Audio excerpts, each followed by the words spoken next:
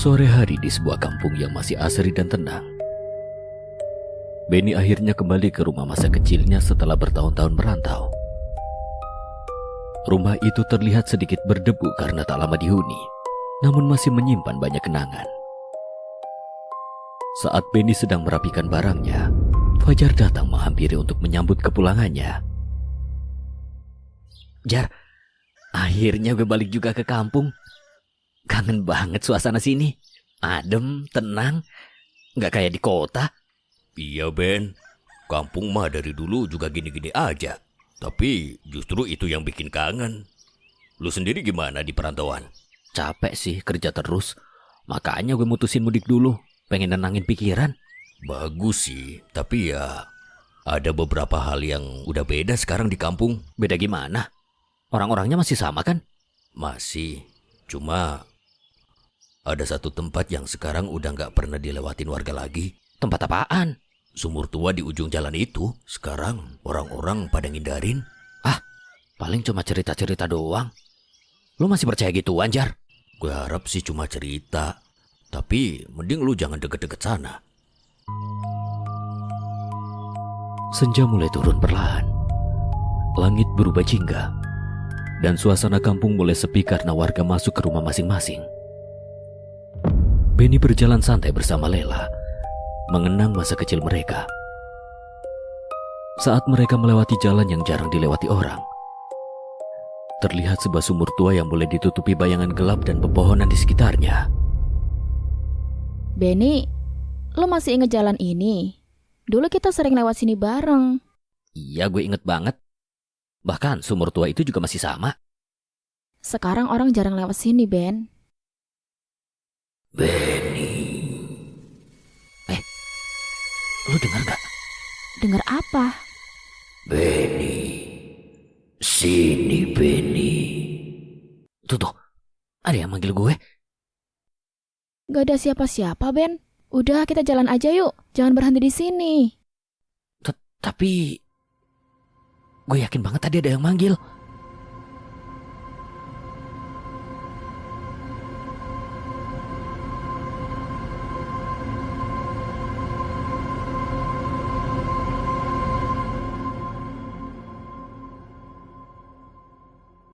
Malam hari, warung Bu Ratmi menjadi tempat berkumpul warga seperti biasa. Lampu kuning yang redup menerangi suasana. Obrolan santai tiba-tiba berubah serius ketika Benny menceritakan kejadiannya ia alami di dekat sumur tua.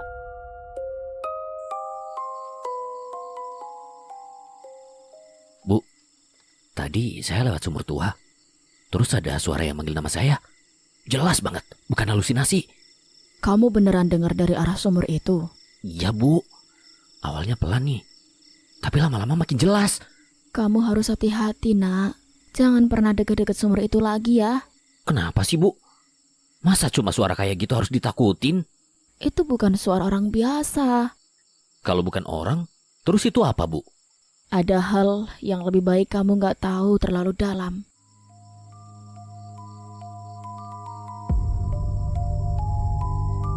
Suasana di rumah Fajar terasa lebih tegang.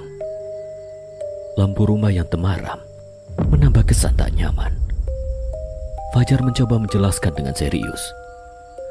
Sementara Benny masih menganggap semuanya berlebihan. Gue udah bilang, Ben, sumur itu bukan tempat main-main. Lu pada lebay banget sih. Masa cuma suara doang langsung dikaitin sama hal mistis? Udah banyak kejadian aneh, Ben. Orang-orang denger suara terus sakit. Bahkan ada yang hampir celaka. Gue gak percaya. Mungkin cuma sugesti doang. Terserah lu dah. Tapi jangan nyesel ya kalau lu nanti kenapa-napa.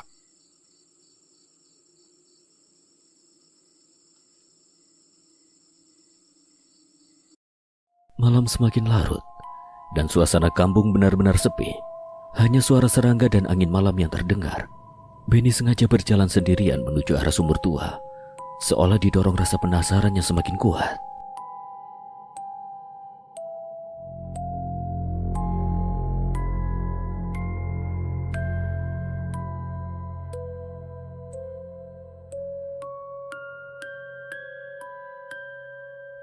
Benny, tolong aku. Apa sih? Kenapa manggil-manggil gue? Dekat sini. Kenapa suaranya kayak minta tolong?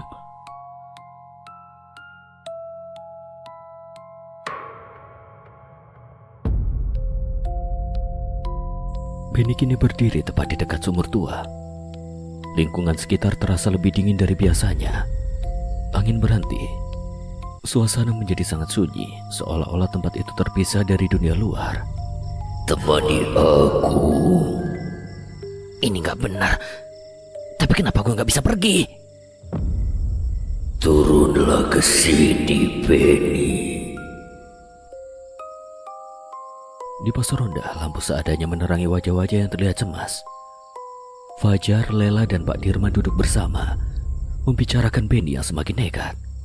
Anak itu terlalu penasaran. Bahaya kalau dibiarkan. Aku takut dia nekat ke sumur itu lagi, Pak. Dia emang keras kepala. Tapi gue juga khawatir. Kalau sampai dia dipanggil, bisa gawat nanti. Di dalam rumahnya, Benny terlihat gelisah. Ia tak bisa tenang, pikirannya terus kembali pada suara misterius itu. Jar, suara itu bukan angkut-angkutin. Kayak minta tolong. Itu bukan minta tolong, Ben. Itu jebakan. Tapi gue ngerasa dia butuh bantuan. Lu berhenti sekarang juga. Jangan balik ke sana lagi. Siang hari terasa lebih panas dari biasanya. Warung Bu Ratmi tampak lebih sepi. Benny duduk di depan Bu Ratmi dengan wajah serius. Kali ini Bu Ratmi tidak bisa lagi menutupinya. Ia akhirnya memutuskan untuk menceritakan kejadian masa lalu yang membuat sumur itu menjadi tempat yang ditakuti. Benny, sebenarnya dari dulu ibu gak mau cerita ini ke siapa-siapa. Apalagi ke orang yang baru pulang ke kampung. Tapi kalau kamu sudah dengar suara itu, berarti kamu sudah terlanjur dekat dengan dia. Maksud ibu apa? Saya cuma dengar suara. Tapi rasanya aneh. Bukan cuma manggil tapi kayak minta tolong. Dulu bertahun-tahun yang lalu, ada seorang laki-laki yang hilang secara misterius. Warga sempat mencarinya kemana-mana, tapi gak pernah ketemu, Ben. Sampai akhirnya, beberapa hari kemudian, tercium bau busuk dari arah sumur itu. Jadi, dia ada di dalam sumur itu? Iya, waktu ditemukan, keadaannya sudah tidak layak dilihat. Seperti sengaja dibuang begitu saja. Tidak ada yang tahu siapa pelakunya. Dan sampai sekarang juga tidak pernah terungkap. Terus setelah itu langsung muncul kejadian-kejadian aneh, Bu? Awalnya tidak langsung. Tapi sejak kejadian itu, orang-orang mulai sering mendengar suara di sekitar sumur. Ada yang bilang dipanggil, ada yang bilang seperti orang menangis, bahkan ada yang merasa ditarik mendekat tanpa sadar. Itu yang saya rasakan, Bu. Seperti ada yang menarik saya pelan-pelan. Itulah yang ibu takutkan. Arwah itu tidak tenang, Benny. Dia tidak mau sendirian di dalam sana. Dia akan terus memanggil sampai ada yang mendekat. Sampai ada yang mau menemani dia. Jadi, dia benar-benar minta ditemani? Bukan sekedar ditemani, tapi menggantikan. Jangan pernah kamu turuti suara itu, Benny. Sekali kamu mengikuti, akan sangat sulit untuk kembali. Senja kembali datang, membawa suasana yang perlahan berubah dari hangat menjadi dingin. Benny berjalan sendirian menuju arah sumur tua. Wajahnya terlihat kosong. Pikirannya dipenuhi suara yang terus memanggil tanpa henti. Semakin dekat ia ke sumur, suasana semakin sunyi. Benny, kamu datang lagi. Kenapa gue balik ke sini lagi? Gue harusnya gak ke sini. Aku tunggu kamu dari tadi.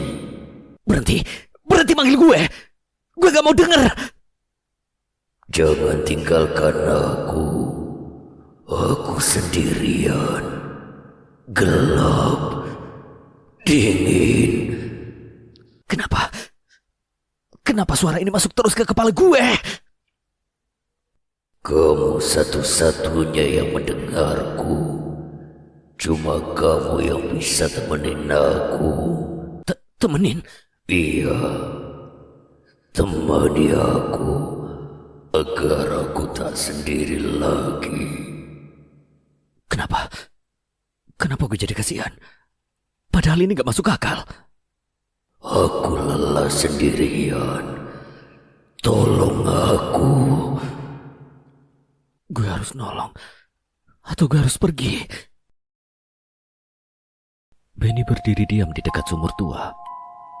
Matanya menatap ke dalam kegelapan yang seolah tidak memiliki dasar. Rasa takut masih ada, namun perlahan tertutup oleh rasa iba yang semakin kuat. Tanpa ia sadari, ia sudah berada lebih dekat dari sebelumnya dan semakin sulit untuk menjauh. Malam turun sepenuhnya. Langit gelap tanpa bintang. Hanya menyisakan kegelapan yang pekat di sekitar sumur tua itu. Udara terasa semakin dingin dan berat, seolah sulit untuk bernafas. Benny kini berdiri tepat di tepi sumur. Hanya selangkah lagi dari lubang gelap yang dalam dan tidak terlihat dasarnya. Suasana di sekitarnya benar-benar sunyi. Tak ada suara serangga, tidak ada angin. Seolah dunia berhenti di tempat itu. Wajah Benny kosong, matanya menatap lurus ke dalam sumur. Seperti seseorang yang kehilangan kendali atas dirinya sendiri. Benny, akhirnya kau dekat sekali. Iya. Gue di sini.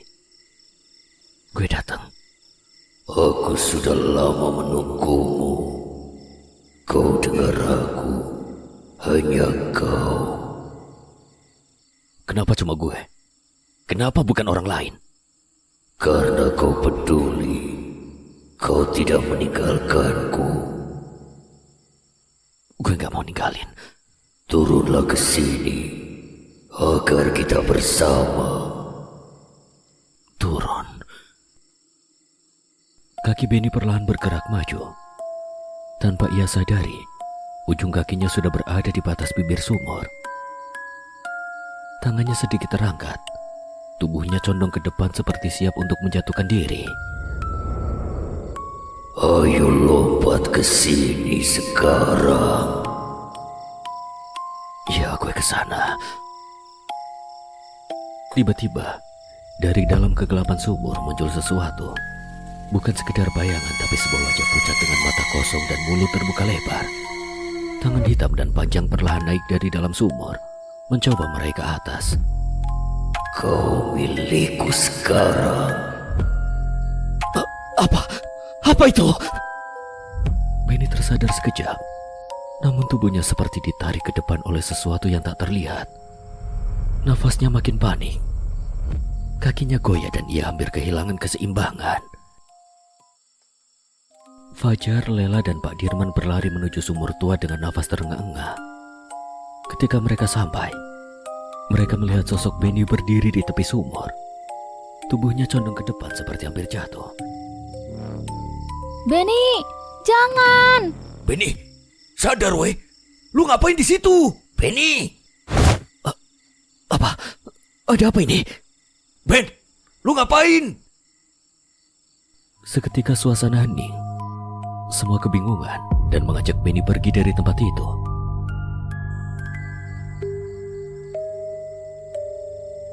Suasana masih tegang. Benny duduk dengan tubuh lemas. Wajahnya pucat sementara yang lain masih mencoba menenangkan diri. Malam itu meninggalkan rasa trauma yang dalam bagi mereka semua. Lu tuh dibilangin gak pernah denger, Ben. Hampir aja lu jatuh. Gue gak sepenuhnya sadar, Jar. Rasanya kayak ada yang narik gue. Gue kaget. Aku takut banget tadi. Hampir aja lu hilang. Itu bukan sekedar suara biasa. Arwah itu memang mencari pengganti. Pengganti? Maksudnya, Pak? Dia nggak mau sendirian di dalam sana. Siapapun yang terpanggil dan mengikuti, bisa jadi akan menggantikan posisinya. Makanya gue bilang jangan pernah deket-deket sana. Gue nyesel. Gue kira cuma rasa penasaran. Ternyata hampir ngebunuh gue. Ingat ini baik-baik. Kalau suara itu manggil lagi, jangan pernah dijawab. Jangan pernah diikuti. Pagi hari datang dengan suasana yang kembali tenang. Cahaya matahari menyinari jalanan kampung. Seolah tak pernah terjadi apa-apa semalam. Benny berjalan bersama Fajar dan Lela. Wajahnya masih terlihat lelah namun lebih sadar. Mereka melewati jalan yang sama, tapi kali ini tanpa mendekat ke sumur. Gue janji, gue gak akan kesana lagi, apapun yang terjadi. Bagus. Kadang rasa penasaran itu justru yang paling berbahaya. Yang penting sekarang lu selamat, Ben. Itu sudah cukup. Iya, makasih ya kalian udah nyelamatin gue. Kalau enggak, gue gak tahu sekarang gue di mana. Mereka bertiga berjalan menjauh meninggalkan tempat itu. Namun kamera perlahan kembali mengarah ke sumur tua yang berdiri sunyi di kejauhan. Lubang gelap itu tampak diam, tapi bukan berarti kosong.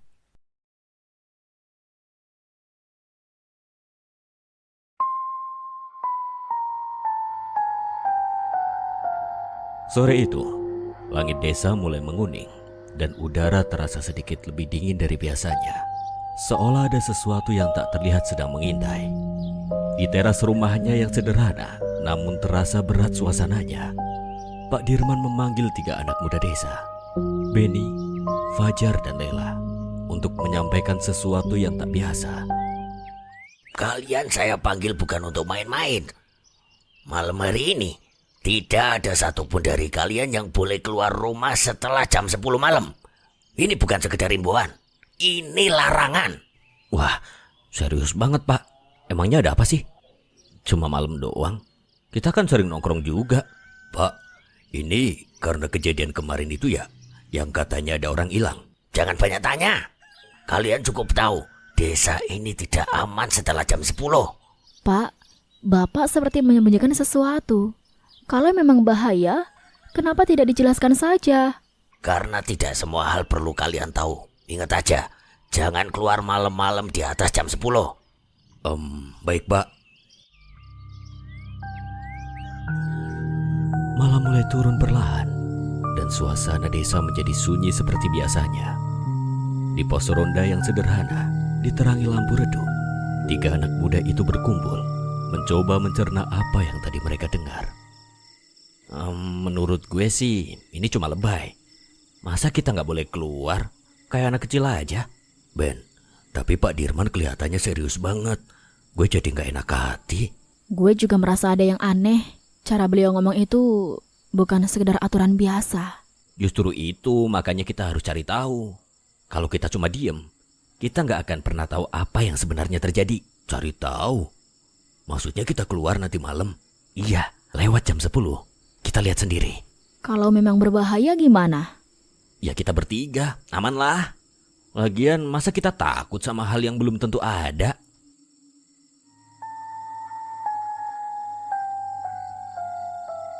Jam menunjukkan lewat pukul 10 malam. Dan desa berubah drastis. Lampu rumah satu persatu padam. Jalan menjadi gelap. Dan angin malam terasa lebih dingin dari biasanya. 3 anak muda itu berjalan pelan, mencoba tidak menarik perhatian siapapun. Perasaan gue nggak enak. Rasanya kayak kita lagi diawasi. Perasaan lu aja, santai. Kalian lihat itu nggak? Apalah? Itu, di ujung jalan, ada orang.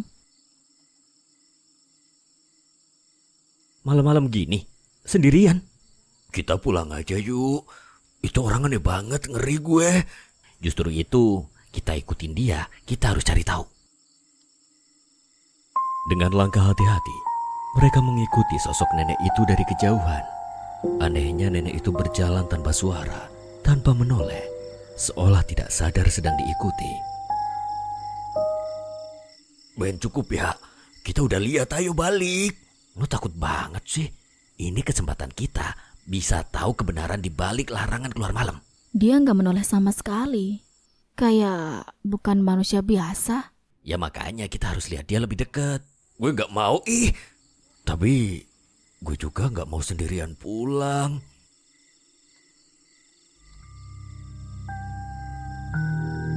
Sosok nenek itu perlahan memasuki hutan di pinggir desa. Tempat yang biasanya dihindari warga saat malam hari. Angin berhembus lebih kuat.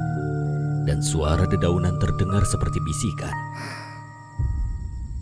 Kita mau masuk hutan nih. Seriusan?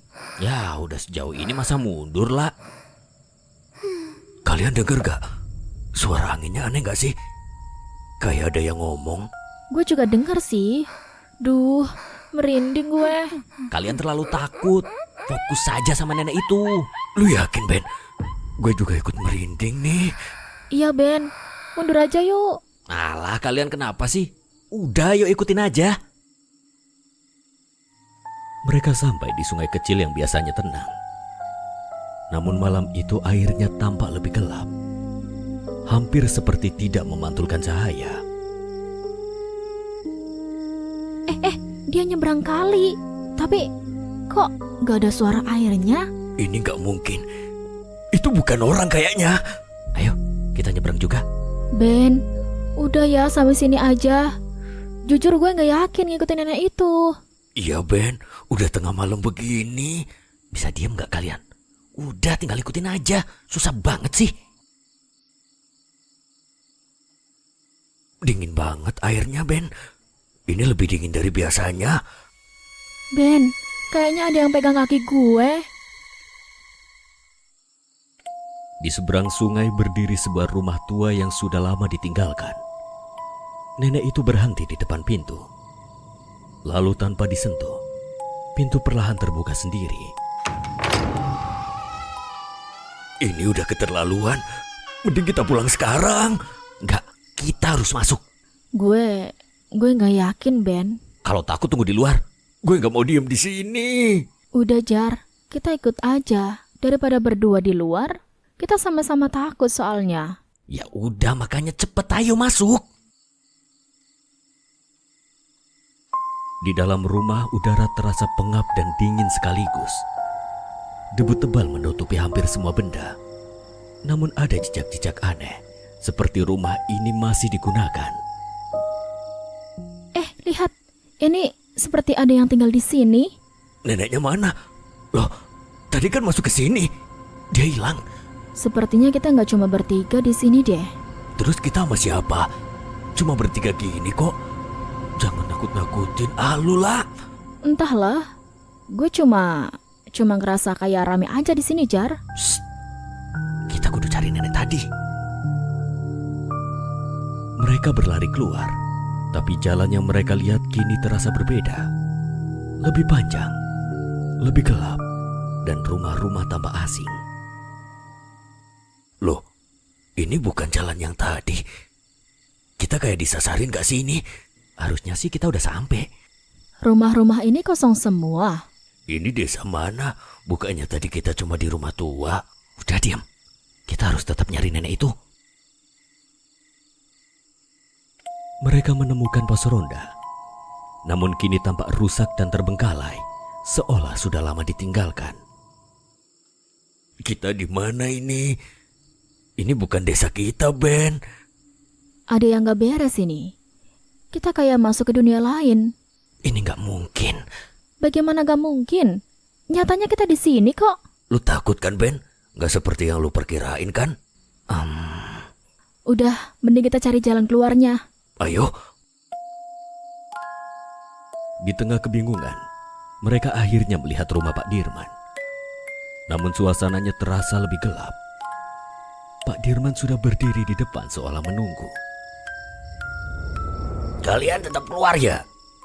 Pak Dirman? Kok Pak Dirman tahu kita di luar? Kalian udah melewati batas yang tidak seharusnya dilewati. Tolong kami, Pak. Sekarang sudah terlambat untuk kalian minta tolong. Resiko kalian tanggung sendiri. Ini akibat yang kalian timbulkan sendiri. Tapi Pak... Setelah dimarahi, mereka berjalan menjauh. Namun suasana semakin tak nyata. Mereka seperti tidak bisa mengelak dari nenek misterius itu. Ini salah lu, Ben. Karena lu kita dimarahin.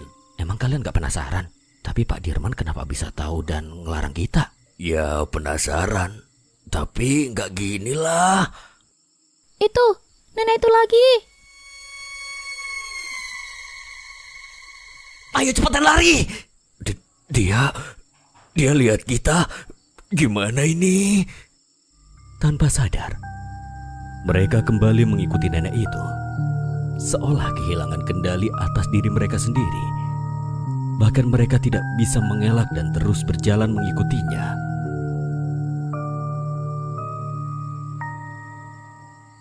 Gue nggak mau ke sana, tapi kenapa kaki gue jalan sendiri gini? Gue juga. Aduh, gimana nih? Aduh. Loh, malah mau masuk hutan? Gimana ini, Ben? Ben, Aduh, gimana ini? Sungai kini berubah. Airnya hitam pekat dan tidak memantulkan apapun. Bahkan untuk melihat kaki mereka sendiri tidak bisa. di mana kita? Gelap banget, Ben. Jar, Kenapa basah? Duh, kita kayaknya masuk ke dalam kali ini. Ben, dingin banget ini. Gimana dong ini? Bayangan gue kok gak ada. Kita harus keluar dari sini. Ayo buruan. Ben, gue takut. Airnya hitam. Gue gak bisa lihat apa-apa. Ben, lu di mana? Ben, aduh, bahaya ini. Ayo Jar, kita muter balik aja. Mana Lela? Gue di sini, di belakang Fajar, Ben. Mereka tiba-tiba kembali ke rumah tua itu. Namun kali ini, suasananya jauh lebih gelap dan sunyi. Di dalam, nenek berdiri di tengah ruangan, hanya diam tak bergerak. Namun tatapannya menembus kegelapan dan membuat mereka merasakan keramaian yang tak berarti.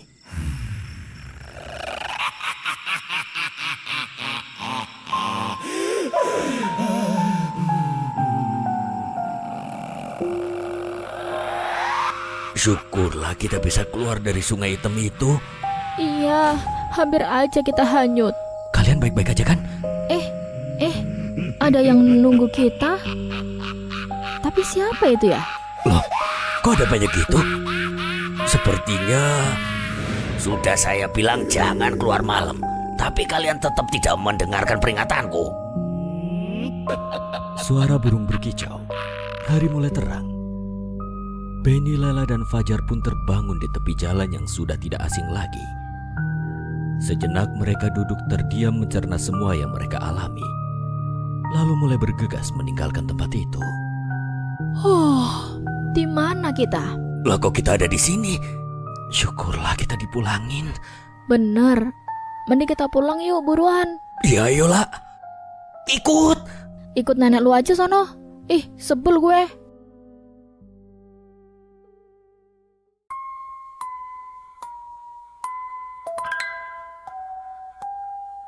Malam itu terasa lebih sunyi dari biasanya di rumah sederhana milik Benny.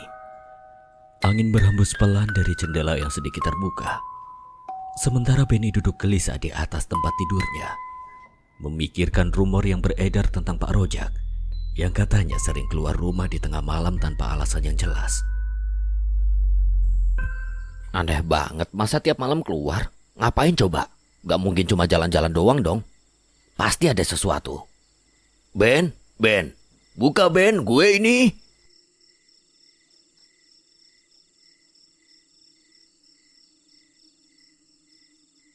Jar, lu dari rumah apa dari mana? Ya dari rumah Ben, boring banget gue sendirian.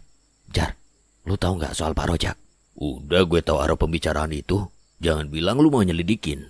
Ya iyalah, masa lu nggak penasaran? Tiap malam dia keluar diam-diam gitu.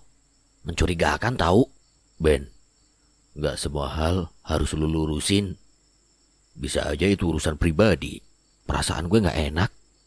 Ini bukan hal biasa, Jar. Perasaan lu sering bikin masalah, gue cuma ngingetin jangan nekat. Justru karena nekat kita jadi tahu banyak hal. Gue udah tahu ini bakal berakhir buruk. Dan kayaknya percuma banget gue larang lu. Karena hasilnya pasti lu bakal tetap nekat ngelakuin apa yang lu mau. Ya lu tau lah gue kayak apa, Jar. Ya udahlah, terserah lu Ben. Yang penting inget, kita mesti tetap hati-hati. Tenang, Jar. Di bawah cahaya bulan yang redup, Benny dan Fajar berjalan pelan menyusuri jalan desa yang sepi. Berusaha tidak menimbulkan suara sedikit pun, ketika dari kejauhan terlihat sosok Pak Rojak membawa sesuatu seperti wadah. Itu dia, lihat nggak? Bawa apaan tuh dia? Gue bilang kita pulang aja, ini udah cukup. Belum, justru ini baru mulai, Jar. Kalau dia tahu kita ngikutin gimana? Tenang aja, gue tahu caranya ngumpet. Masalahnya bukan cuma itu, Ben. Suasananya beda, gue merinding nih. Nah, kalau lu ngerasain hal itu berarti emang ada yang gak beres kan, Jar? Emangnya lu gak mikir apa? Yang dia lakuin bakalan bikin masalah yang mungkin akan berimbas ke kita nantinya. Ya, iya sih, tapi Ben... Ah udahlah, lu jangan kebanyakan mikir ngadepin situasi kayak gini. Ya udahlah ya.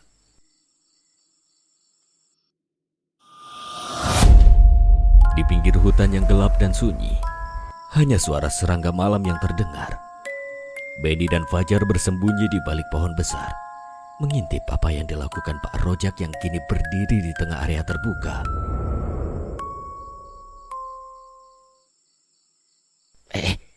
Dia ngapain itu? Bentar. Kenapa dia kayak kosong gitu ya? Loh, iya ya. Lihat ya, Ben. Dia kayak ngeluarin sesuatu dari sakunya. Hah? Pisau? Mau buat apa dia?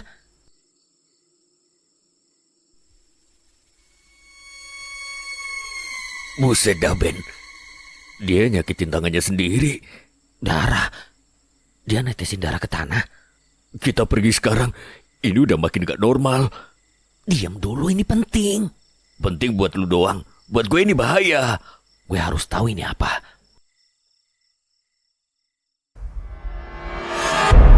Keesokan harinya, di bawah terik matahari, Benny memberanikan diri datang ke rumah Pak Rojak dengan berpura-pura bertamu. Sementara suasana terasa tegang sejak pintu dibuka. Gue harus ngelakuin ini. Permisi, Pak Rojak. Permisi. Ada apa kamu kesini? Cuma mau silaturahmi, Pak. Udah lama gak ngobrol. Langsung saja mau apa? Bapak akhir-akhir ini sering keluar malam ya? Itu bukan urusanmu. Saya cuma khawatir, Pak. Kau jangan ikut campur hal yang tidak kau pahami. Kalau itu bahaya buat desa, pergi sebelum kau menyesali.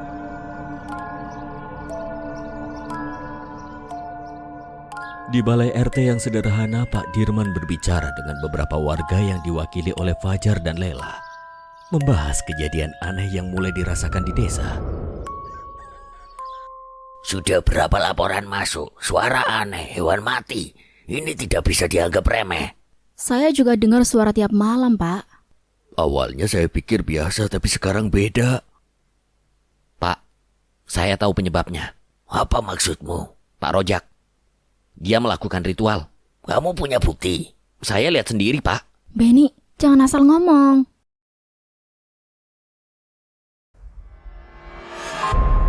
Sore hari di musola kecil yang tenang, Lela dan Sari duduk berdampingan, berbincang dengan wajah serius. Terutama Sari yang terlihat ketakutan. Aku tiap malam dengar suara, kayak ada yang manggil gitu. Mungkin cuma perasaan kamu. Enggak, ini beda. Aku takut. Itu bukan perasaan, ada hubungannya sama Pak Rojak. Lo lagi? Gue serius, ini bukan hal biasa. Jadi, kita dalam bahaya. Iya, dan kita harus cari tahu. Malam kembali datang, dan seperti sebelumnya, Benny dan Fajar diam-diam mengikuti Pak Rojak. Namun kali ini suasana terasa lebih tegang. Dengan penuh keraguan mereka mengikuti arah kemana Pak Rojak pergi. Ben, ini terakhir kali gue ikut lu, Ben. Tenang, tinggal dikit lagi. Lu selalu bilang gitu. Ini udah terlalu jauh, Ben. Gue takut gue kenapa-napa. Tinggal ikut, gak usah banyak ngomong dah. Kayaknya dia menuju hutan deh. Psst, diam. Dia berhenti. Kita ketahuan kayaknya, Ben. Diam, jangan bergerak. Di tempat yang sama seperti sebelumnya, ritual kembali dimulai. Namun kali ini suasananya jauh lebih gelap dan terasa berat. Seolah ada sesuatu yang hadir. Wahai yang terikat di balik sunyi, yang namanya hilang dari doa dan hari, dengarlah panggilanku yang terakhir ini, aku datang membawa persembahan diri. Aku sudah melakukan semuanya. Datanglah.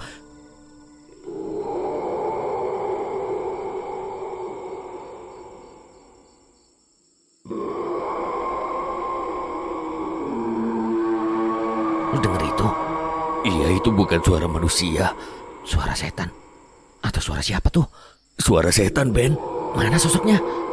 Sepertinya ini awal yang buruk buat Pak Rojak dan kita semua, Ben. Malam itu Pak Dirman mengumpulkan mereka untuk membahas situasi yang semakin tak terkendali. Kekhawatiran warga karena ritual yang sangat berbahaya dan dilakukan Pak Rojak dapat menyebabkan sesuatu yang fatal di desa mereka. Bagaimana menurut Bapak? Ini udah gak beres ini.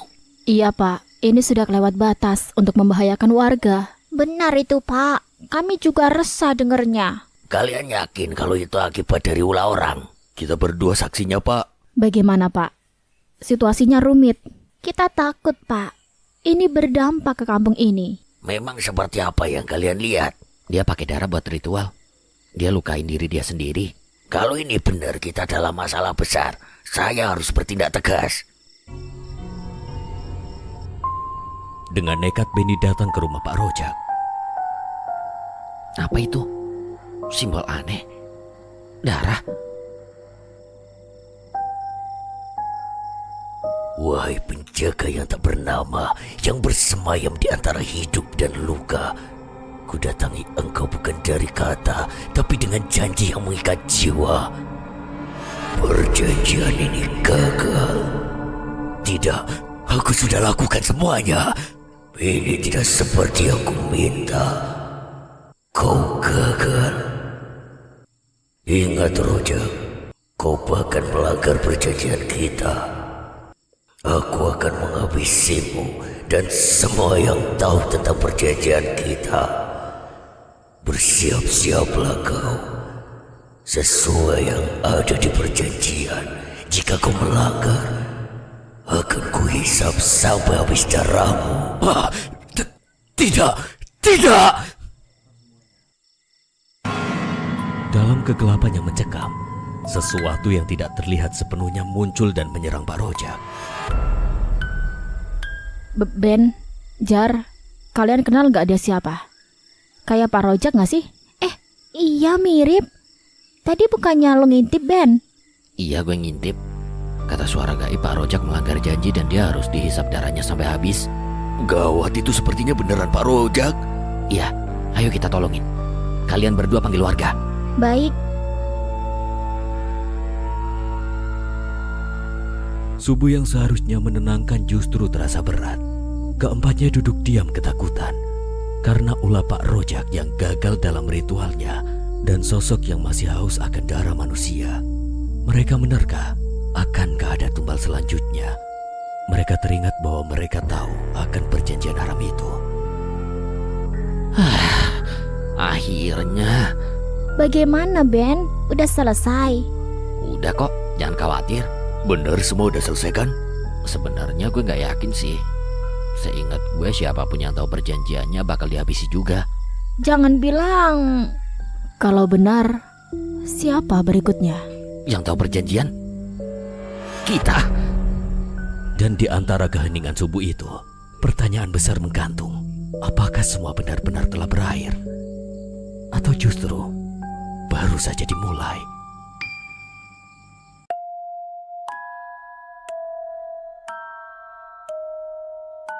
Sore itu, suasana di warung kopi Bu Ratmi terasa hangat seperti biasanya.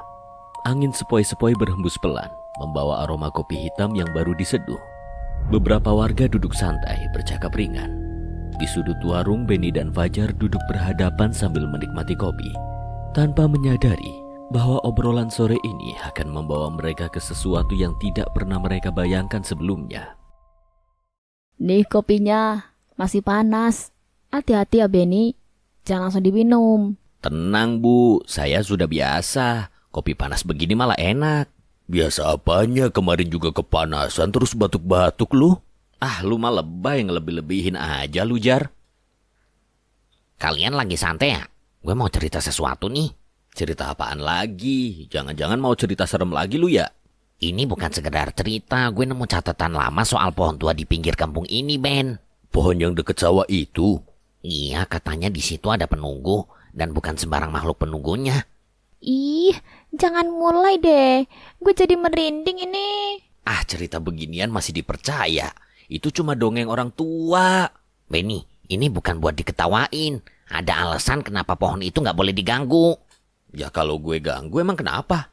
Dateng gitu hantunya. Udah deh Ben, jangan ngomong sembarangan. Gue sih nggak takut ya. Kalau emang ada, pengen lihat langsung gue.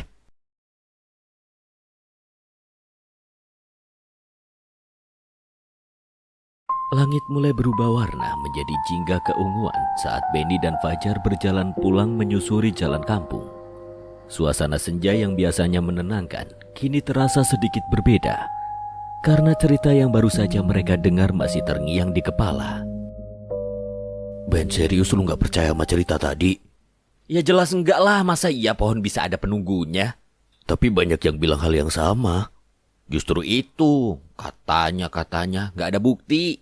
Lu jangan nekat ya, gue takut lu kan suka cari masalah. Bukan cari masalah, tapi cari bukti. Bukti apaan? Bukti kalau semua itu cuma omong kosong. Malam hari di rumah Benny terasa sunyi. Lampu redup menyinari ruangan sederhana itu. Benny duduk sendirian, pikirannya tidak tenang. Cerita tentang pohon tua terus terbayang, memancing rasa penasaran yang semakin kuat. Masa iya sih ada yang kayak gitu? Benar-benar gak masuk akal. Ben, lu belum tidur? Jar, gak bisa tidur gue. Kepikiran cerita tadi. Udah sih gak usah dipikirin terus, ntar malah makin gak bisa tidur lu. Gue harus kesana deh kayaknya. Apa? Lu serius? Iya serius gue, Jar. Malam ini juga gue bakal datengin. Hah? Lu gila ya? Gue harus buktiin kebenaran cerita ini, Jar. Ya udahlah, yuk gue temenin. Kalau lu takut gak usah ikut. Gue bukan takut, tapi ini gak masuk akal. Justru itu kita buktiin biar jadi masuk akal, Jar. Di tengah gelapnya malam, pohon tua itu berdiri kokoh di pinggir kampung. Angin bertiup pelan, membuat daun-daunnya bergesekan menghasilkan suara yang aneh. Benny dan Fajar berdiri di depan pohon. Suasana terasa mencekam. Ben, kita pulang aja ya. Hawanya udah gak beres ini. Baru juga sampai, Jar. Masa mau langsung pulang sih? Tempatnya gak enak. Ah, cuma perasaan lu aja itu. Terlalu ke bawah suasana lu. Ben, jangan macem-macem dah. Coba lihat nih ya. Ben, jangan. Mana? Nggak ada apa-apaan tuh. Apa ini? Setelah kejadian di pohon, suasana di pinggir sawah berubah drastis. Angin bertiup kencang tanpa arah, dan suara-suara aneh mulai terdengar dari kejauhan. Ben, ini udah gak wajar. Tuh, suara apaan tuh? Cuma suara angin, udah sih jangan berlebihan gitu, Jar. Angin? Coba lu dengerin dengan seksama dah. Tuh. Ya udah, yuk kita pulang aja. Nah, akhirnya lu sadar juga. Pagi hari di warung terasa lebih ramai dari biasanya, namun suasananya tidak seperti hari biasa. Ada rasa cemas yang menyelimuti. Gue yakin ada yang terjadi. Perasaan gue gak enak. Apaan ih? Gue ke pohon itu tadi malam. Apa? Lu ngapain? Pasti bikin ulah lu ya? Gue cuma pengen buktiin aja kok. Siang hari itu, balai RT yang biasanya digunakan untuk rapat santai warga kini terasa berbeda. Wajah-wajah yang hadir tampak tegang dan penuh kekhawatiran. Beberapa warga berbisik satu sama lain tentang kejadian aneh yang mulai mereka rasakan sejak malam sebelumnya. Di depan, Pak Dirman berdiri dengan serius mencoba mengendalikan situasi. Bapak-bapak, ibu-ibu, kita kumpul di sini karena ada laporan kejadian aneh di kampung kita. Saya minta semua tetap tenang. Semalam saya dengar suara aneh dari arah sawah. Saya juga, Pak. Kayak ada yang lewat di depan rumah. Randy, kamu katanya tahu sesuatu. Iya, Pak. Ini ada hubungannya sama pohon tua di pinggir kampung itu. Maksud kamu? Pohon itu sebenarnya jadi tempat mengikat. Ada sesuatu yang dijaga di sana supaya nggak keluar. Benny, kamu kelihatan nggak tenang. Apa kamu tahu sesuatu juga? Saya ke sana semalam, Pak. Kita cuma lihat-lihat kok, Pak. Tapi... Lu pasti ngapa-ngapain semalam kan, Ben? Gue gores batang pohonnya, Ren. Hah? Malam kembali datang, namun suasana kampung tidak lagi sama. Jalan yang biasanya tenang kini terasa asing. Lampu-lampu rumah tampak redup, dan bayangan di sepanjang jalan terlihat lebih gelap dari biasanya. Lela, gue ngerasa ada yang ngikutin gue deh. Tenang, Ri. Itu cuma perasaan lo aja. Enggak. Gue beneran lihat bayangan tadi, lah. Iyalah. Gue juga ngerasa ada yang aneh. Lo kenapa, Ben? Gue mulai mikir, mungkin gue emang udah salah. Suara apa itu, ih? Kita harus segera cari solusi sih. Di dalam rumahnya sendiri, Benny yang biasanya berani kini mulai merasakan ketakutan yang belum pernah ia rasakan. Suara-suara kecil terdengar dari sudut rumah, membuat suasana semakin mencekam. Jar, lu denger itu? Iya, dari dapur kayaknya tuh, Ben. Mau kita samperin gak? Gak usah dulu deh, Jar. Jujur aja nyali gue bener-bener lagi down. Gue gak kuat kalau terus begini. Kita harus cari cara buat benerin semua kekacauan ini, Ben. Iya, ini semua gara-gara gue, Jar. Malam itu semua berkumpul kembali di warung Bu Ratmi.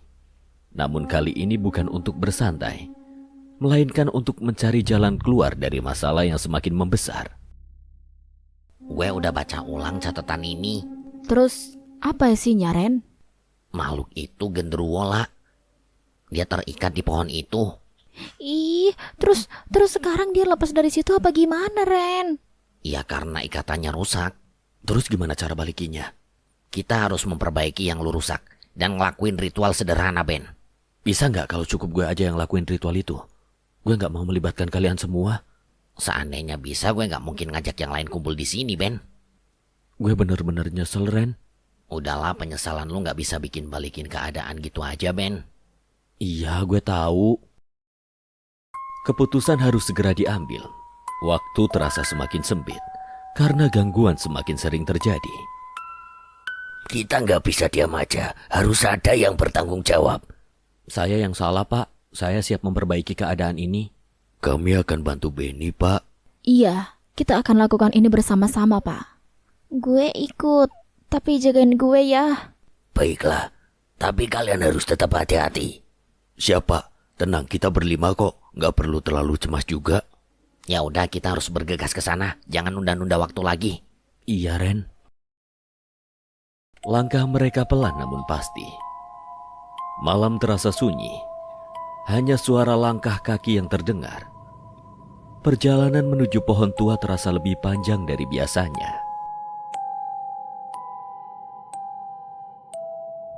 Lela, gue takut. Tenang, Ri. Kita bareng-bareng kan? Kalian stay aja di belakang gue. Biar gue yang di depan. Oke, kita di belakang lu kok, Ben. Mereka tiba di pohon tua. Suasana jauh lebih mencekam dari sebelumnya. Angin berputar di sekitar pohon. Seolah ada sesuatu yang menjaga tempat itu. Ayo, Ben, kita mulai sekarang. Terus gue mesti ngelakuin apa? Perbaiki goresannya dan minta maaf. Gimana caranya? Gue gak mungkin bisa ngembaliin goresan ini jadi seperti semula, Ren. Udah, lo cukup elus aja goresan itu sambil minta maaf sama pohon ini, Ben. Gue gak kuat, Lela. Badan gue lemas. Tahan bentar, Ri. Tenang, kita gak lama kok. Ben, fokus. Saya salah telah melukai kamu. Saya minta maaf atas apa yang saya lakukan. Mohon maafkan kesalahan saya.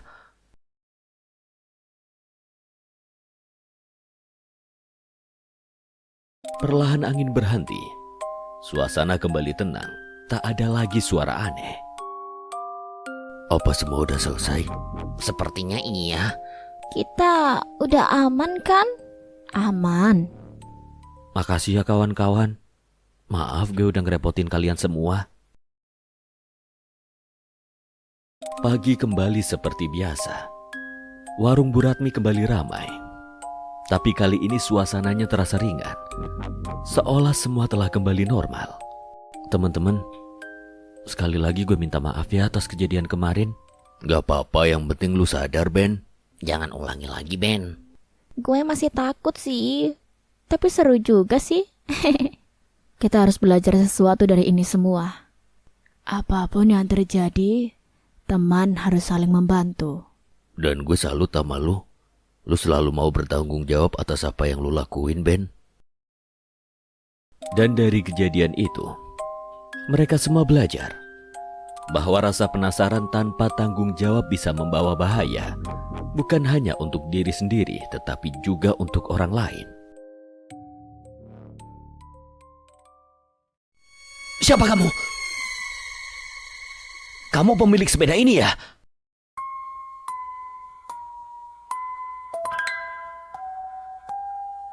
Di jalanan kampung yang sepi dan hanya diterangi lampu jalan yang redup, suasana malam terasa sunyi dan sedikit mencekam. Angin berembus pelan, membuat dedaunan bergoyang. Di tengah kesunyian itu, Benny berjalan sendirian dengan langkah santai, tanpa menyadari bahwa malam itu akan menjadi awal dari sesuatu yang aneh. Sepi banget malam ini. Enak sih, tapi kok rasanya agak beda ya. Itu sepeda. Kok kagak ada yang naik? Ben, ngapain lu di situ, weh? Jar, lu lihat nggak? Itu sepeda jalan sendiri. Apaan sih lu ngelamun ya? Serius itu tuh.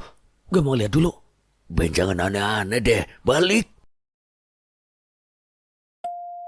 Tak lama kemudian, Benny dan Fajar duduk di warung kopi sederhana milik Bu Ratmi.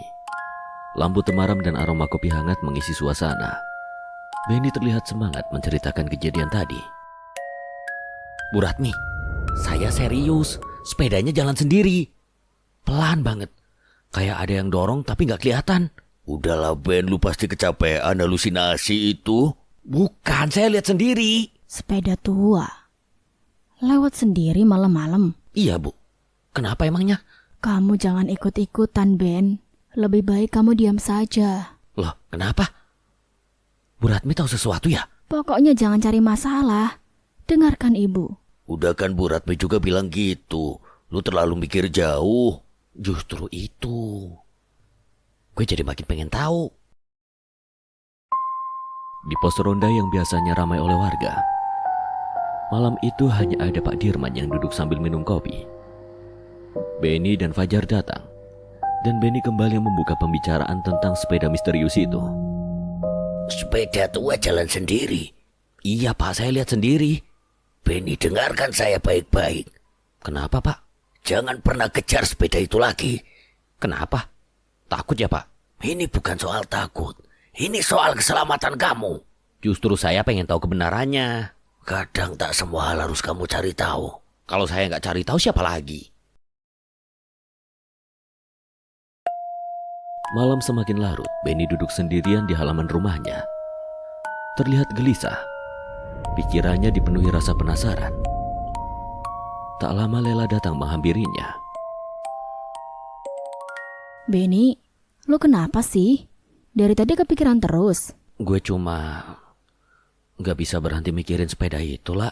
Udahlah, jangan cari masalah terus. Lo tuh selalu aja nekat. Kalau gue nggak cari tahu, gue nggak bakal tenang. Terus kalau itu berbahaya? Ya gue hadepin. Lo keras kepala banget sih. Ini namanya penasaran. Di jalan dekat sungai yang sunyi dan gelap, suara air mengalir pelan terdengar. Tiba-tiba sepeda itu muncul lagi, bergerak perlahan seperti sebelumnya.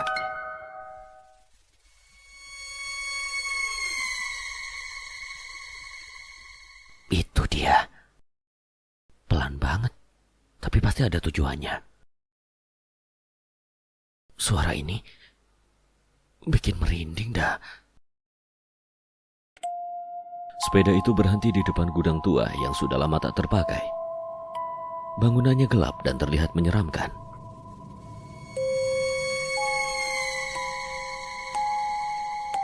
Berhenti di sini. Wah, ini nggak beres. Besok aja deh, gue balik lagi. Pagi hari di warung kopi Bu Ratmi terasa lebih ramai dari biasanya. Namun di sudut warung, Benny duduk dengan wajah serius. Ia kembali menceritakan apa yang ia lihat semalam, kali ini dengan lebih detail. Bu Ratmi terlihat semakin gelisah mendengarnya. Bu, sepeda itu berhenti di gudang tua dekat sungai, yang udah lama kosong itu loh. Kamu benar-benar ke sana? Iya Bu, tapi saya belum masuk. Cuma lihat dari luar. Ben, lu ini makin aneh aja dah. Masa lu balik lagi ke sana? Justru makin jelas Jari itu bukan halusinasi. Tempat itu bukan tempat biasa, Ben. Memangnya ada apa di sana, Bu? Dulu pernah ada kecelakaan dekat sungai itu. Kecelakaan apa, Bu? Seorang pemuda jatuh ke sungai malam hari dan tidak sempat tertolong. Sepeda? Iya, sepeda tua. Sore hari di pos ronda terasa lebih tegang dari biasanya. Benny kembali datang. Tapi kali ini Pak Dirman tampak tidak sabar lagi menghadapi rasa penasaran Benny. Kamu ini dibilangin susah sekali yo, Ben. Saya cuma mau tahu kebenarannya, Pak. Kebenaran itu gak selalu harus kamu cari. Pak, sebenarnya sepeda itu milik seorang pemuda yang meninggal di sungai itu. Jadi benar ya, Pak? Sudah cukup. Jangan lanjutkan lagi. Itu bukan urusan kamu. Malam kembali datang. Di halaman rumah suasana terasa lebih berat dari sebelumnya. Lela datang lagi, kali ini dengan wajah yang lebih serius. Benny, gue dengar kamu masih kejar-kejar sepeda itu. Iya, tinggal dikit lagi gue tahu semuanya. Lu kok nekat banget sih? Gue cuma gak mau berhenti di tengah jalan. Kalau itu ngebahayain lu? Lela, ikut gue sekarang. Apa? Lu serius? Gue butuh orang yang percaya sama gue. Gue percaya. Tapi gue juga takut kehilangan lu, Ben. Di ujung jalan kampung yang sama seperti sebelumnya, Benny dan Lela berdiri menunggu dengan tegang. Udara terasa lebih dingin dan suasana semakin sunyi. Ben, ini diburuk banget. Tenang aja, kita cuma lihat. Itu dia, astaga. Sekarang atau gak sama sekali. Benny, tunggu aku. Sepeda itu melaju menuju arah sungai. Jalanan licin dan gelap membuat langkah Benny semakin berbahaya.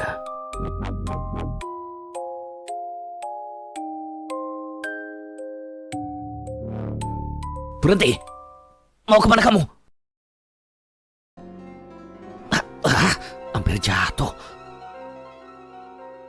Tolong. Itu suara siapa? Ben, kita pulang aja yuk. Ini gak beres. Lu tunggu di sini aja deh.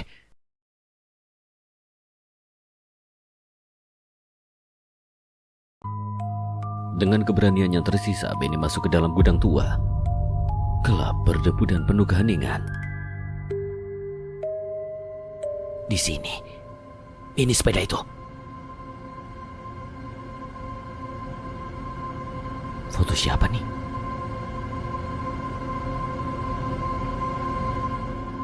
Siapa kamu? Kamu pemilik sepeda ini ya? Pagi itu suasana warung terasa lebih sunyi. Benny menceritakan semuanya dengan wajah yang tidak lagi penasaran, tapi serius.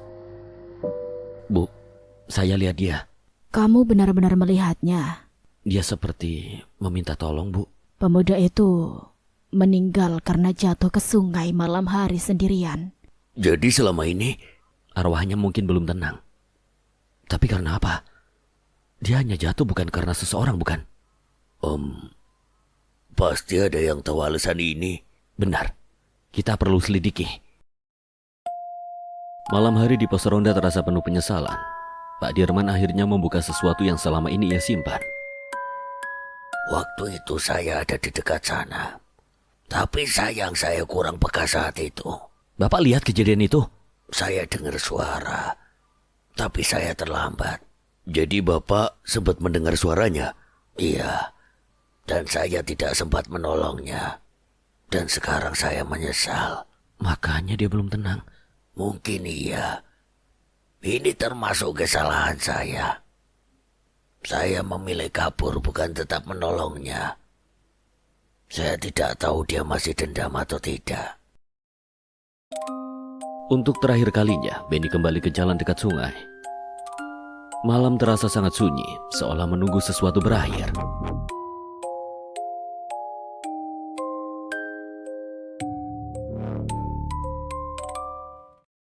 Aku tahu kamu masih di sini. Keluarlah. Aku akan menemanimu. Cukup. Kamu udah gak sendiri lagi. Sekarang kamu udah bisa pulang. Sekarang kau punya teman dan rumah. Tak perlu khawatir. Akhirnya. Untuk pertama kalinya sejak kejadian itu, malam kembali benar-benar sunyi. Tak ada lagi suara roda. Tak ada lagi bayangan, hanya angin yang berhembus pelan, membawa sesuatu yang akhirnya telah selesai. Jangan kejar gue, jangan! Wah, gila masih ngejar, mana cepet banget lagi. Tolong.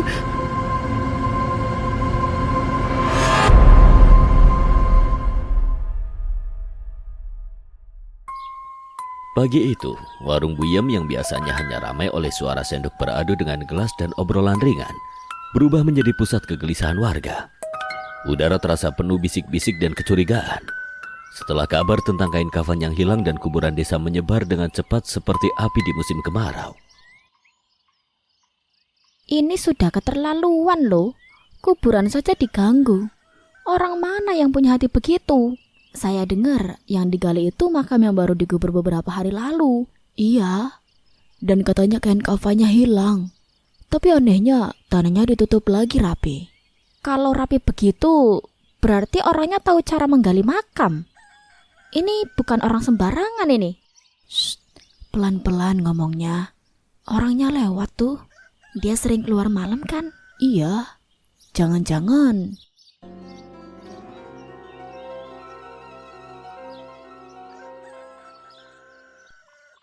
Benny pergi dengan langkah cepat. Namun di balik amarahnya, tersimpan rasa tak nyaman. Seolah seluruh desa perlahan memusuhinya tanpa bukti yang jelas. Di rumahnya, Fajar duduk bersama Lela sambil membicarakan kejadian yang mulai membuat desa tidak tenang.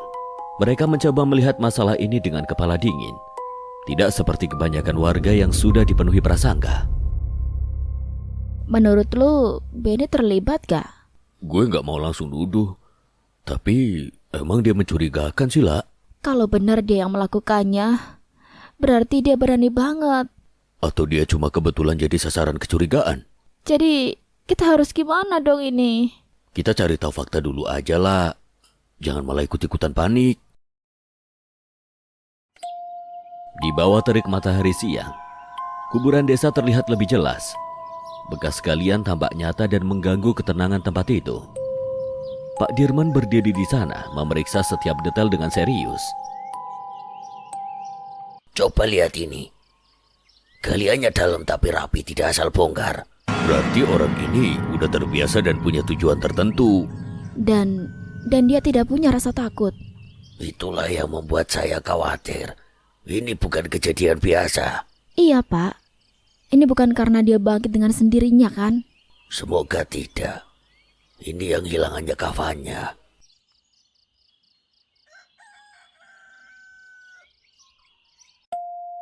Di rumahnya, Benny duduk termenung. Ia mulai merasa terasing di desanya sendiri. Ketukan pintu membuatnya tersentak. Ben, kita mau ngomong. Masuk aja. Lu tahu kenapa kita kesini? Ya karena kalian juga curiga sama gue kan? Kita cuma pengen denger langsung ceritanya dari lu. Gue gak ngelakuin apa-apa. Gue keluar malam cuma karena gak bisa tidur. Kenapa gak cerita sama kita? Emang kalian ada yang mau percaya omongan gue? Hening, tak ada yang langsung menjawab. Di antara mereka bukan hanya rasa curiga, tapi juga kepercayaannya mulai retak.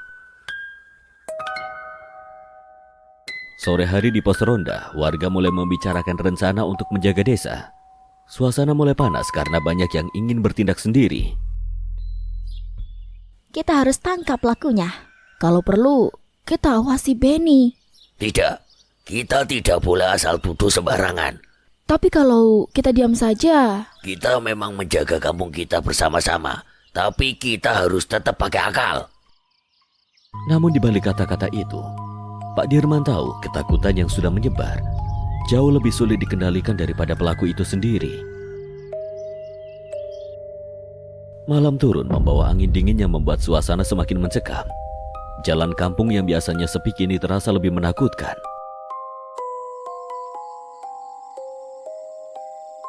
Kenapa rasanya beda banget ya malam ini? Loh, kok ada suara orang lompat ya? Apaan tuh?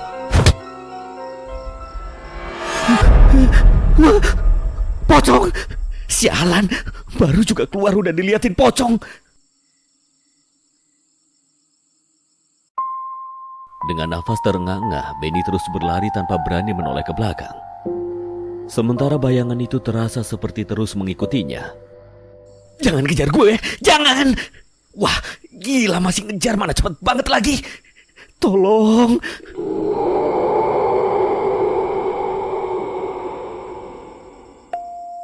Di tengah suasana yang mencekam, pintu rumah Fajar diketuk keras oleh seseorang yang panik. Siapa? Gue Benny, cepat buka. Gue lihat pocong. Dia yang ngejar gue. Lu yakin itu bukan orang? Gue lihat jelas. Dia lompat-lompat gitu dan lompatnya jelas bukan lompatan kayak orang biasa. Kenapa lu larinya ke sini? Ya lu aja yang deket anjir. Aneh banget sih pertanyaan lu. Ya udah cepet masuk. Gak mau. Ayo kita ke Lela terus ke kuburan. Hah? Lu mau ngapain, Ben? Didorong rasa penasaran dan takut, mereka pergi ke kuburan malam itu juga. kenapa kita nekat ke sini sih, Jar? Kita harus tahu kebenarannya. Soalnya udah merasakan banget. Itu dia. Loh, dia hilang. Tunggu. Ini apa? Kain kapan? Kenapa ada di sini?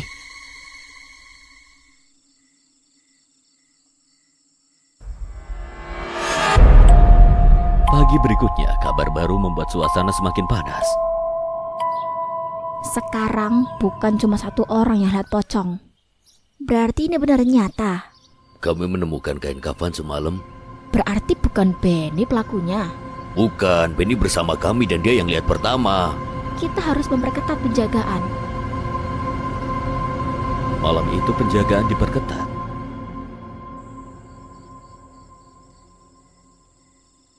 Kemarin kamu lihat di mana, Jar? Sekitar sini, Pak. Harusnya dia muncul sebentar lagi. Itu ada orang.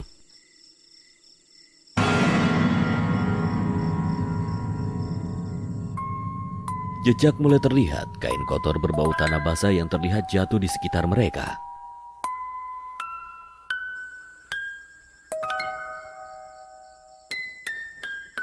Ada kain jatuh di sini. Wah, ini kain kafan dan juga jejak. Jelas ini jelas bukti. Pelakunya memang manusia, Pak. Benar, kita gak perlu takut lagi. Berarti selanjutnya kita harus memikirkan strateginya. Ketakutan pun mulai menghantui Benny.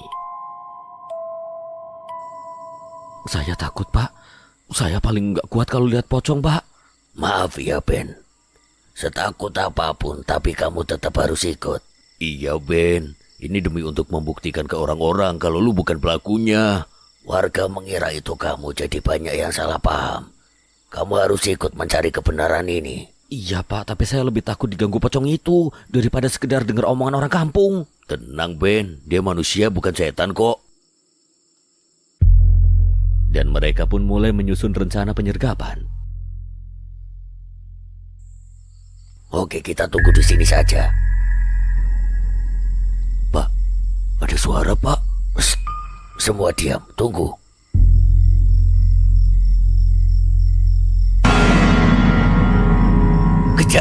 Jangan sampai lolos.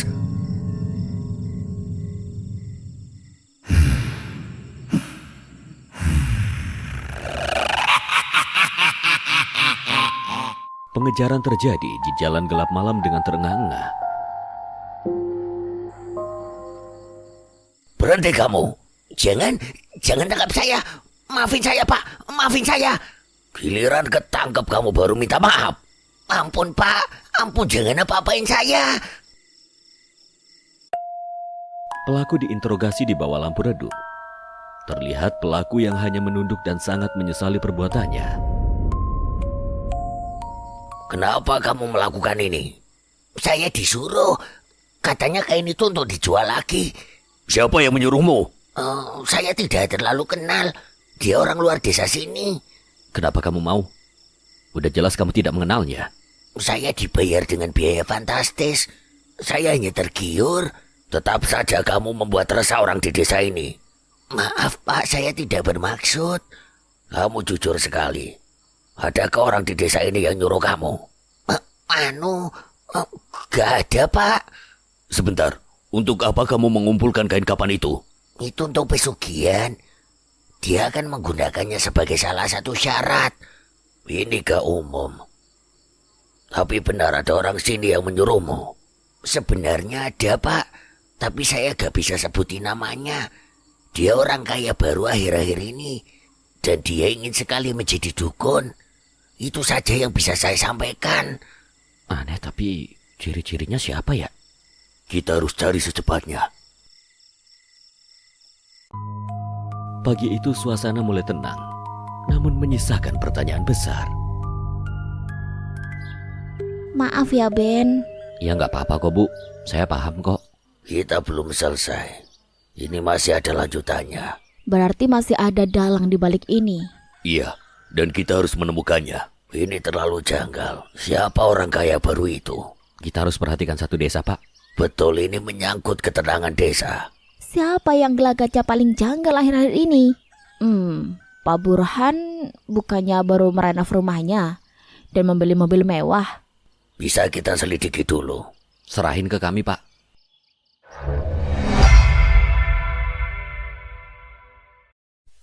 Kamu mau kemana? Apa yang mau kamu tunjukkan kepada saya?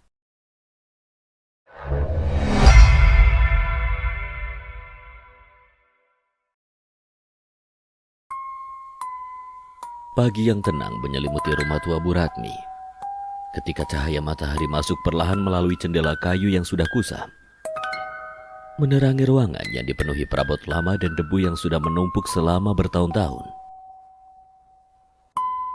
Sudah lama sekali lemari ini gak dibuka. Isinya pasti barang-barang lama semua.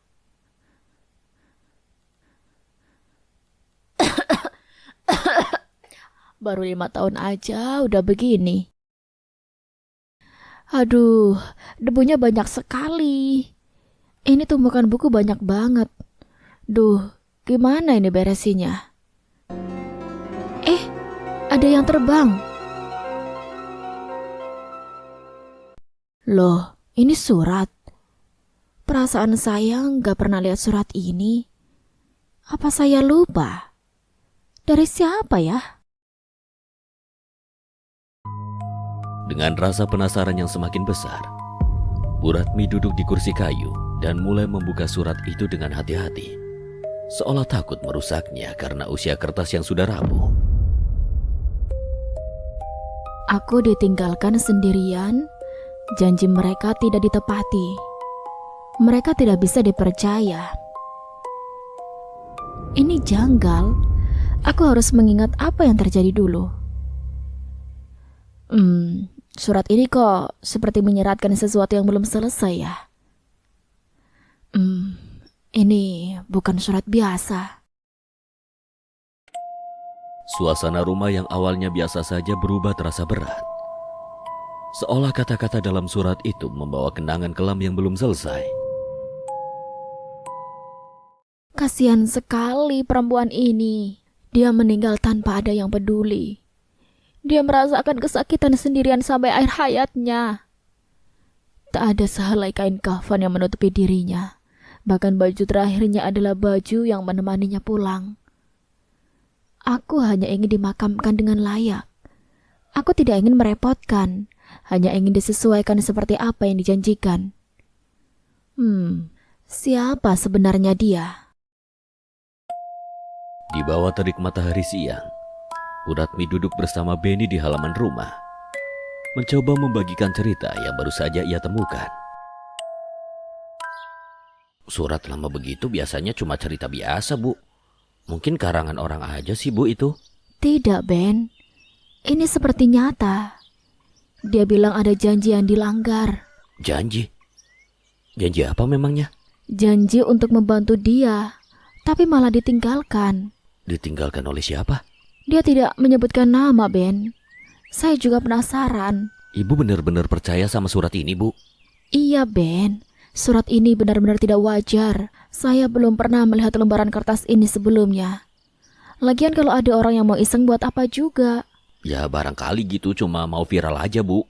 Tidak tepat sasaran. Kalau memang tujuannya cuma mau viral, kenapa harus lewat saya?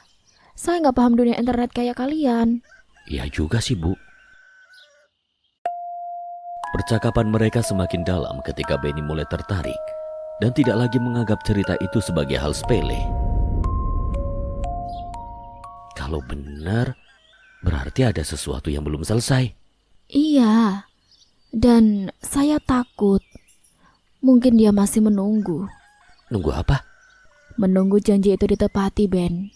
Saya juga takut hal ini akan terus mengganggu saya. Sore hari yang mulai sepi menjadi saksi ketika Benny bertemu Fajar dan Lela, lalu menceritakan hal aneh yang ia dengar dari Buratmi. Ada hal yang disembunyiin sama para tetua kita di kampung ini, Jar. Setuju sih gue sama yang lu omongin. Iya sih, ada benernya juga kata Lela, Jar. Jangan gegabah dulu. Bisa jadi ini cuma rekayasa Buratmi juga. Lu curiga sama Buratmi lah. Bukan gitu, Jar. Ngebantu boleh, tapi kita juga tetap harus jeli mengamati situasi. Iya sih, ada benernya juga kata Lela, Jar. Tapi menurut lu sendiri kira-kira Buratmi mencurigakan gak, Ben? Kayaknya sih dia nggak ngarang cerita, Jar.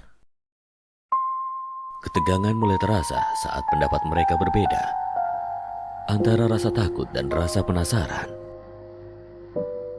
Kita harus cari tahu. Ini kesempatan buat mengungkap semuanya. Kesempatan apaan? Ini bahaya tahu. Kalau cuma cari tahu harusnya sih aman lah. Nggak ada salahnya juga kan kalau sekedar cari informasi mah. Bener lah. Lagian tujuan kita tuh baik loh, pengen ngebantu Buratmi. Dan kalau apa yang dibilang Buratmi bener, berarti kita juga udah ngebantu wanita dari masa lalu itu. Sepakat gua sama lu, Jar. Ayo kita ke balai desa nemuin Pak Lurah. Kalian ini nekat banget sih. Ini bukan nekat lah, tapi mau mengungkap kebenaran. Terserah kalian lah. Gue gak ikut-ikutan. Dengan rasa ingin tahu yang semakin besar, Benny dan Fajar mendatangi balai desa untuk mencari jawaban dari masa lalu yang mulai terungkap sedikit demi sedikit. Maaf, Pak. Kami mau tanya soal kejadian lama. Kejadian apa ya? Apa benar dulu ada seorang perempuan yang diusir dari kampung ini? Lu tahu dari mana kamu? Buratmi, Pak. Buratmi?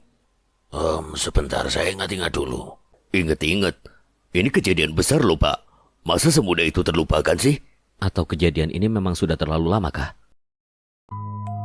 Suasana berubah menjadi canggung saat Pak Lurah terlihat gugup dan mencoba menghindari pembicaraan.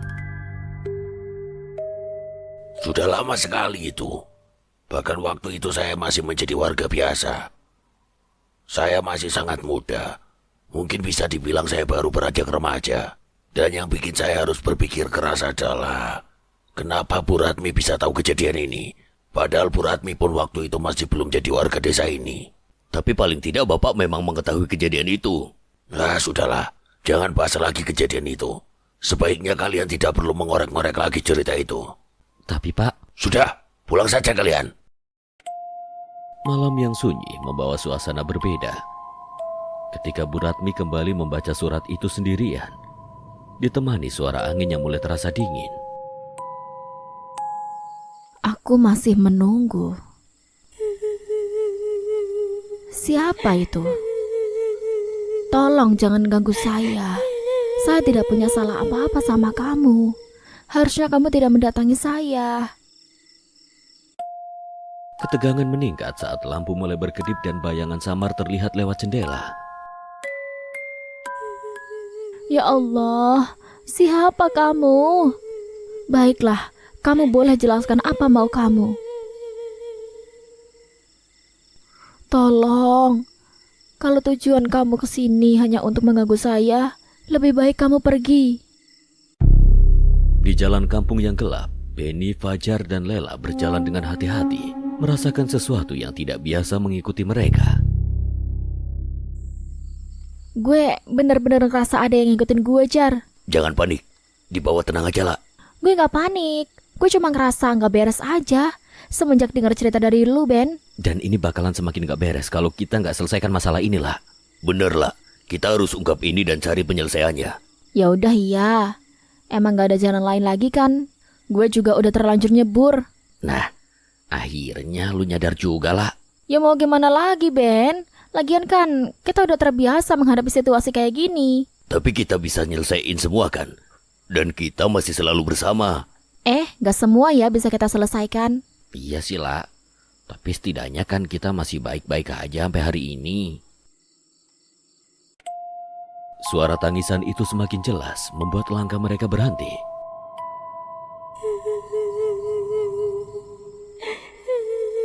Loh, ada suara perempuan nangis. Dan akhirnya gue mulai diserang ketakutan juga. Bukan cuma lu yang takut lah, gue juga sama. Tapi gue berani-beraniin aja.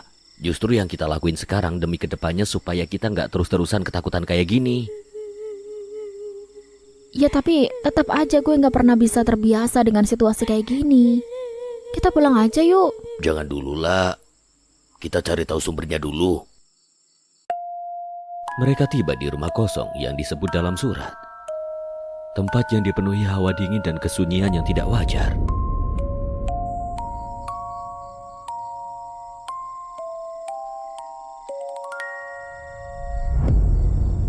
Ini dia tempatnya. Gue yakin ini pasti tempat yang dimaksud dalam surat itu. Ih, serem banget, Ben. Kalau pengennya nggak serem ya mending tidur aja di kamar lah. Ya udah gue mau pulang aja dah.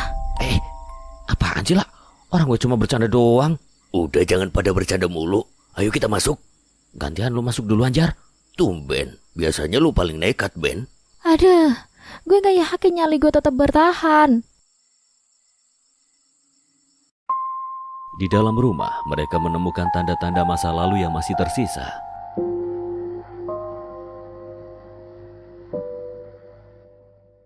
Ada kain putih nih.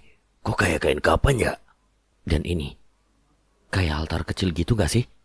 Gak nyangka gue ada beginian di dalam rumah ini. Otak gue benar-benar berpikir keras. Sebenarnya ada apa ini? Justru gue mulai nemuin jawaban dari misteri ini. Ya nggak lama lagi kita bisa ngungkap kebenaran ini semua, Ben. Otak gue malah beku. Udah ayo buruan keluar. Bentar lagi lah. Akhirnya dengan keberanian yang ada, Bu Ratmi mengikuti sosok wanita yang seperti ingin menunjukkan sesuatu pada Bu Ratmi di samping tak jauh dari rumahnya. Kamu mau kemana? Apa yang mau kamu tunjukkan kepada saya? Dengan petunjuk yang ada, mereka pun menuju satu tempat di mana Bu Ratmi berada.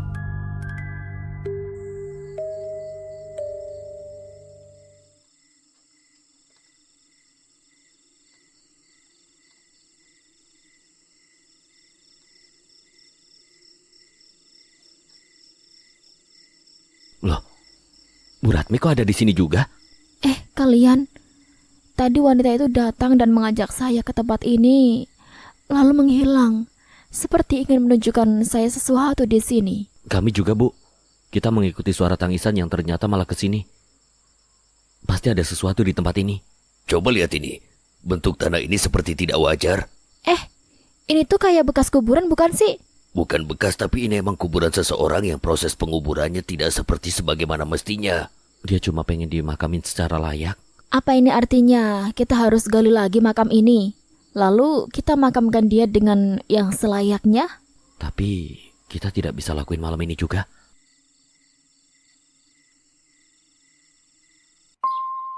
Akhirnya pagi itu proses pemakaman wanita itu selesai dilaksanakan.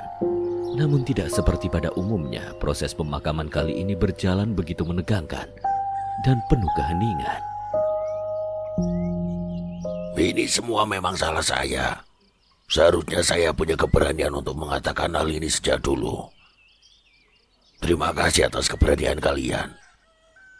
Maafkan saya juga ya, kalau kemarin saya acuh pada kalian. Nggak apa-apa, Pak. Kita paham kok dengan situasi yang Bapak hadapi. Iya, Pak.